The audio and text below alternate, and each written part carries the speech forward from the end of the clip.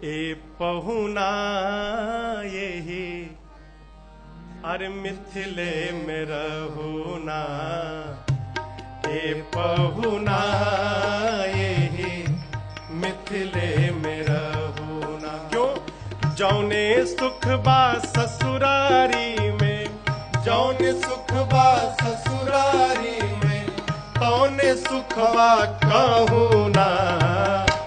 ए पहुना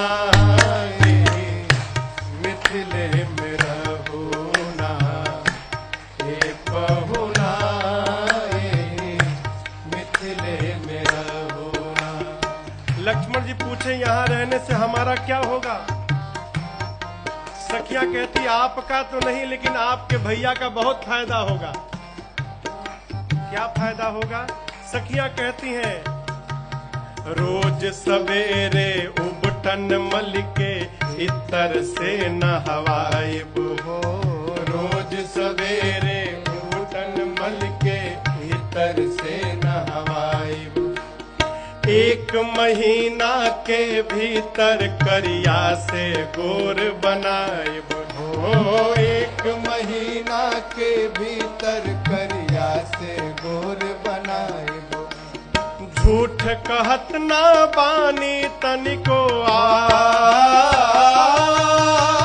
झूठ कहत ना बानी तनिको, मौका एगो देहुना। ए पहुना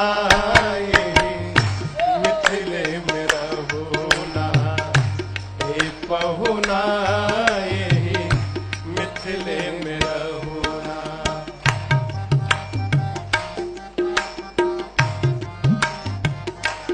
आपको नित नवीन मन भावन व्यंजन पर सब कंचन थारी, नित नवीन मन भावन व्यंजन पर सब कंचन थारी। स्वाद भूख बढ़ जाई सुनी सारी सरहज के गारी हो, स्वाद भूख बढ़ जाई सुन सारी सरहज के गारी। बार बार हम करब चिरौरी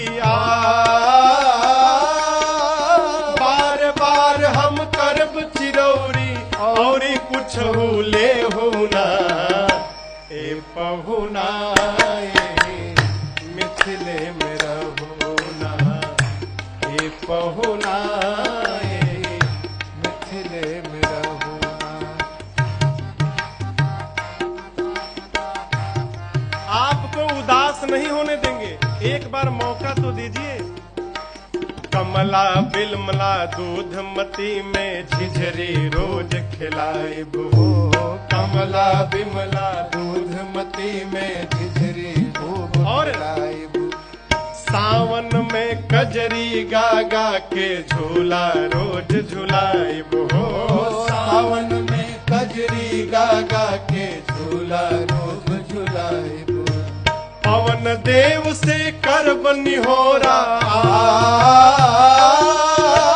पवन देव से करब निहोरा, धीरे धीरे बहुना।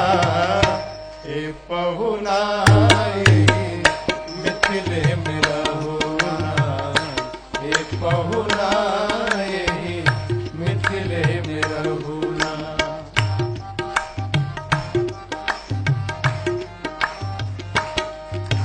हमर निहोरा रघुनंदन से माने या ना माने, हमर निहोरा रघुनंदन से माने या ना माने।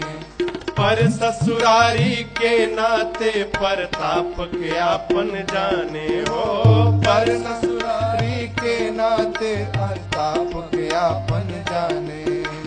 या मिथिले में रह जइयो या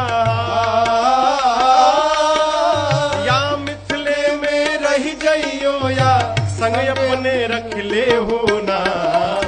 ए पहुना यही मिथिले में रहुना, ए पहुना यही मिथिले में रहुना।